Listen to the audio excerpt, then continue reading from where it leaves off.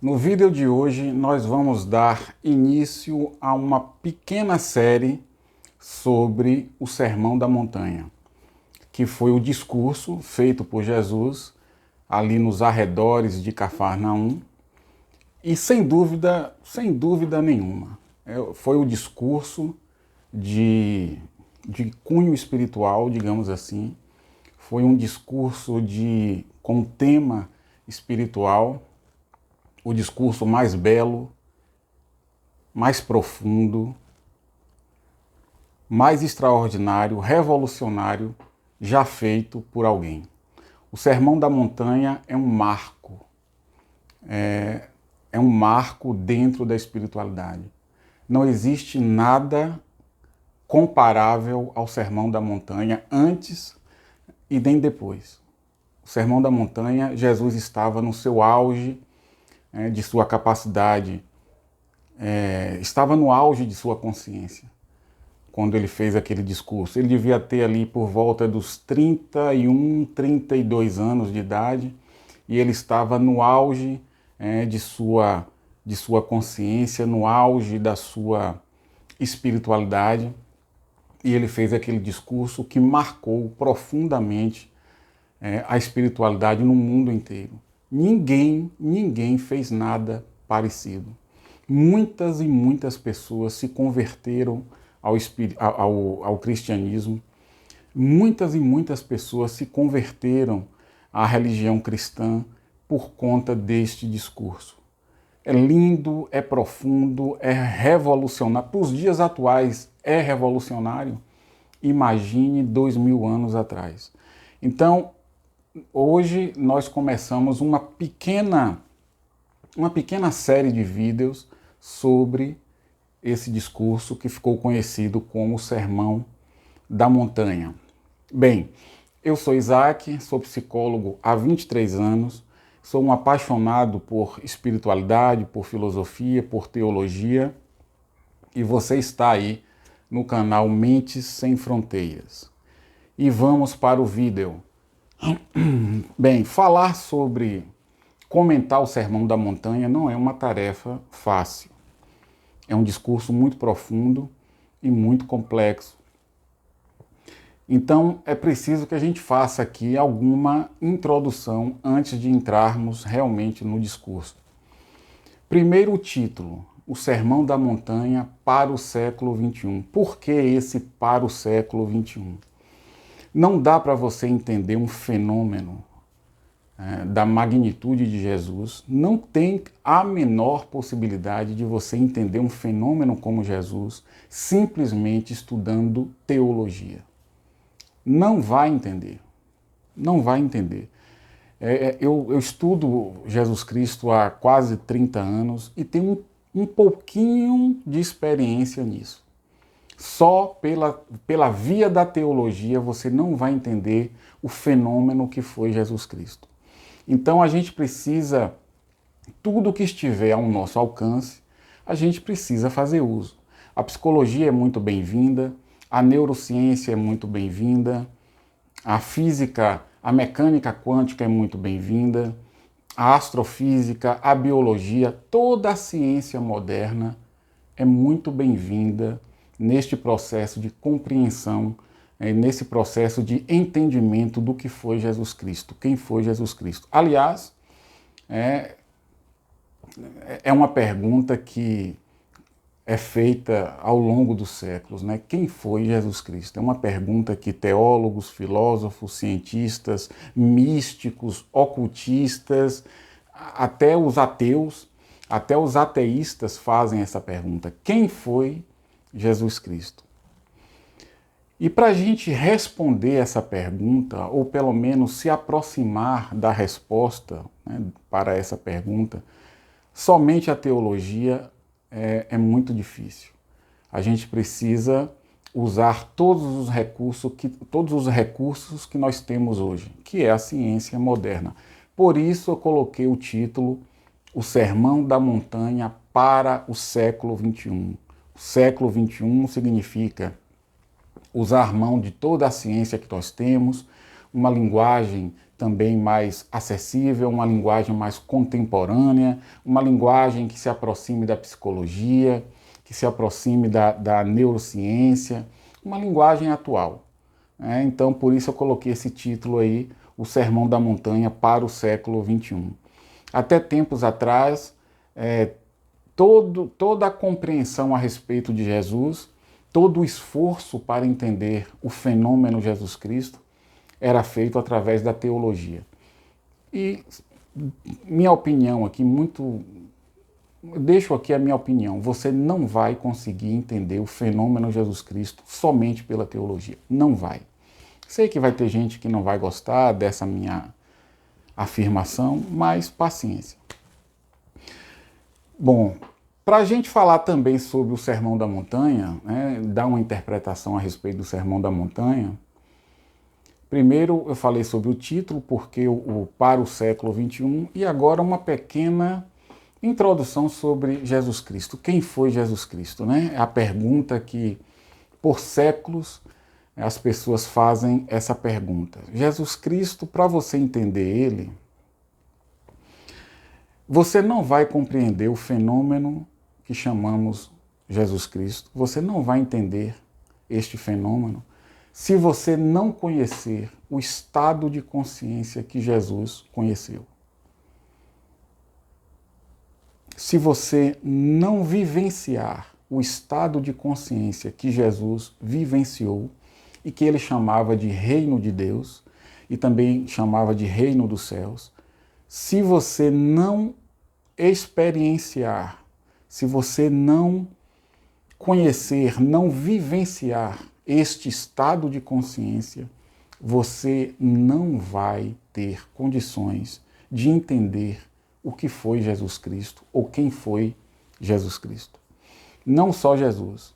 Você não vai entender quem foi Buda, você não vai entender quem foi Lao Tse, você não vai entender quem foi Bodhidharma, Nisargadatta Maharaj, você não vai entender quem foi Sri Ramana Maharshi, todos esses grandes mestres espirituais, para você compreender quem eles foram, é imprescindível que você tenha a experiência, tenha o contato com o estado de consciência que esses mestres conheceram. Então, sem conhecer esse estado de consciência, o que você vai ter a respeito de Jesus será conceitos, crenças, teorias. Você não vai, de fato, ter um entendimento profundo de quem foi Jesus, sem conhecer esse estado de consciência. Estado este que foi o objeto do trabalho de Jesus.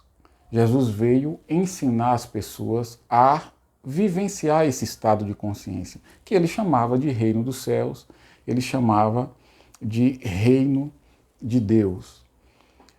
Buda chamava de nirvana, Lao Tse chamou de o tal, Heráclito de Éfeso chamou esse estado de consciência de logos, Platão chamou esse estado de consciência de mundo das ideias.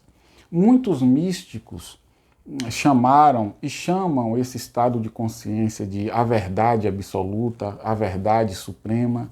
Outros chamam de a realidade absoluta. Outros chamam de simplesmente o estado natural. Eu gosto muito desse nome, gosto muito dessa definição, o estado natural. Outros chamam de o estado causal, o estado originário, o estado que deu origem a todas as outras coisas. Então, Jesus chamava de reino de Deus. E ele veio ensinar as pessoas a alcançar esse estado de consciência. Por isso ele falava tanto que o reino de Deus está dentro de vós, porque é um estado de consciência permanente. Ele está o tempo todo, é ininterrupto, mas por uma questão que eu não vou falar, a gente não é o tema agora do vídeo, por algumas questões a gente não percebe esse estado de consciência. Então, é uma introdução para a gente finalmente entrar no discurso Sermão da Montanha. O que mais a gente pode falar a respeito de Jesus? Outra coisa que a gente precisa entender antes de entrar no Sermão da Montanha é falar um pouco sobre a Bíblia. O Sermão da Montanha ele está descrito na Bíblia, no Novo Testamento, né, no Evangelho de Mateus. Então é importante que a gente entenda também um pouco sobre a Bíblia. O que é a Bíblia? Estou com uma Bíblia aqui maravilhosa. A luz está refletindo. Bíblia de Jerusalém. Então, o que é a Bíblia? É outra coisa que muita gente não vai gostar, mas paciência, né? A Bíblia é um livro sagrado, sim. O conhecimento, a sabedoria que está aqui, a sabedoria que está neste livro é maravilhosa. Não existe nenhum, na minha opinião, não existe nenhum outro livro no mundo que se compare à Bíblia. É a minha opinião. Não existe nada comparado à Bíblia. A sabedoria que está aí é absurda. Agora é um livro todo codificado. É um livro que contém metáforas, analogias, parábolas. É um livro que ensina você a alcançar esse estado de consciência que Jesus chamou de reino de Deus ou reino dos céus. A Bíblia é um livro, é um método que ensina você a alcançar esse estado de consciência. É um livro todo codificado por parábolas, por metáforas, analogias. É um livro que é dividido em Antigo Testamento e Novo Testamento. O Antigo Testamento, ele retrata basicamente o ego, ele retrata basicamente os fenômenos da mente comum, os fenômenos do ego comum, os dramas, os conflitos, os opostos. Quem assistiu o vídeo anterior aí sabe, eu falei sobre os opostos que acontecem no ego comum, na mente comum. O Antigo Testamento ele vai tratar desses conflitos do ego, desses conflitos que acontecem dentro da mente comum, o medo, a coragem, o ódio, o amor, as paixões, os vícios, né, tão comuns nas pessoas. Então o Antigo Testamento vai tratar do ego, da mente comum, por isso que o Antigo Testamento ele é cheio de dramas, tem violência, tem guerras, tem traições, tem tudo o que acontece no ego comum. Todos os personagens, as passagens bíblicas, tudo isso aponta para fenômenos que ocorrem, que acontecem dentro da mente comum, dentro do ego comum. O Novo Testamento já retrata uma mente superior. O Novo Testamento já aponta para um estado de consciência que transcende o ego comum. E no Novo Testamento você tem o personagem principal que simboliza esse estado de consciência transcendente que é Jesus Cristo. Então a Bíblia é um livro que contém a metodologia para alcançar esse estado de consciência que Jesus chamava de reino de Deus ou reino dos céus. É um estado de consciência anterior a tudo, é um estado de consciência que deu origem a tudo mais que existe, é um estado de consciência que também chamamos de o estado natural, porque é o estado natural. Deveria pelo menos ser o estado da consciência natural do homem, do ser humano. É o estado anterior a tudo, é o estado sem estado, como alguns místicos chamam. Você vê também no Evangelho de João, o Evangelho de João começa assim, no princípio era o Verbo, e o Verbo estava com Deus, o Verbo era Deus. Ele criou tudo, e sem ele, tudo que foi criado, sem ele, nada existiria. E o Verbo se fez carne e habitou no meio de nós. No princípio era o Verbo.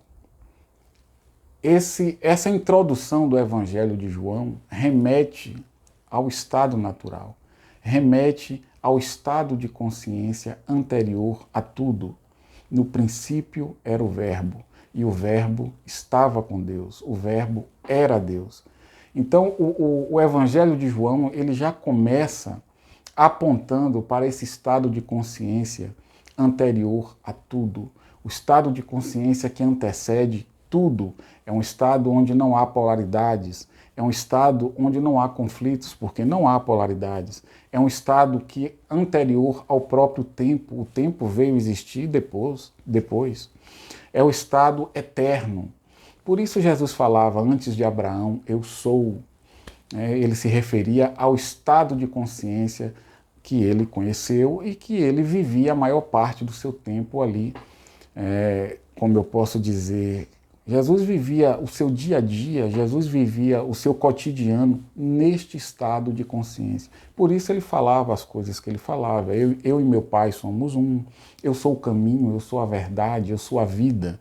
Porque este estado de consciência é o estado originário, é o estado que deu origem a tudo.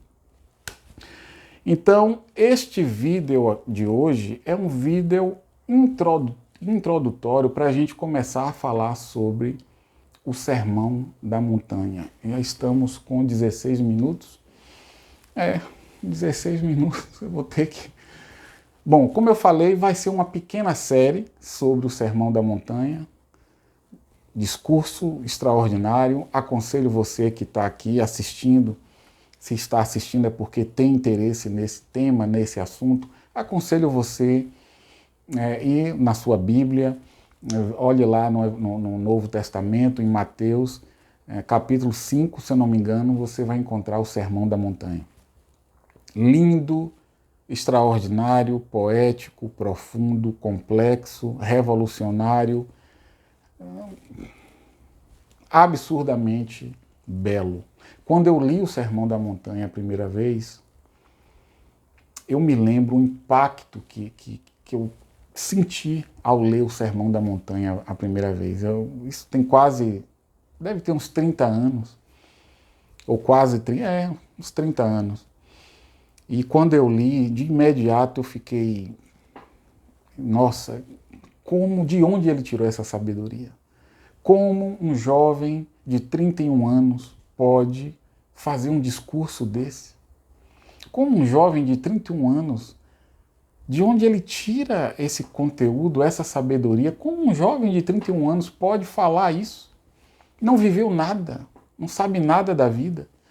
Então, aquilo me impactou de uma forma tão profunda que, a partir dali, eu me dediquei a estudar Jesus. Claro, eu sou psicólogo, eu fiz psicologia e sempre fazendo paralelos, entre os ensinamentos de Jesus, de Buda e a psicologia, sempre ali fazendo paralelos. Então, me apaixonei muito cedo pelos ensinamentos de Jesus e agora que está se aproximando da Páscoa, eu resolvi fazer essa pequena série sobre o Sermão da Montanha. Vamos dar aí uma interpretação contemporânea, uma interpretação moderna, lembrando que eu falei que a Bíblia é um livro de metáforas, a Bíblia é um livro de parábolas, é um livro de muita simbologia, não pode ser interpretada literalmente, a Bíblia não pode ser interpretada ao pé da letra, a Bíblia tem que ser interpretada, suas passagens, seus personagens, os eventos bíblicos devem ser interpretados sempre fazendo um paralelo com os fenômenos mentais, com aquilo que acontece no seu interior. Então a gente vai fazer essa pequena série sobre o Sermão da Montanha. Vamos começar... Bom, esse vídeo já começamos, mas propriamente dito mesmo no Sermão da Montanha, nós vamos começar no próximo vídeo. Esse vídeo foi apenas um vídeo introdutório. Um grande abraço a todos e eu espero e aguardo você aí no próximo vídeo para a gente interpretar esse discurso lindo e maravilhoso que foi o Sermão da Montanha, que Jesus fez no seu auge, quando ele estava no seu auge de sua espiritualidade, de sua consciência. Um abraço a todos e até o próximo vídeo. Um grande abraço.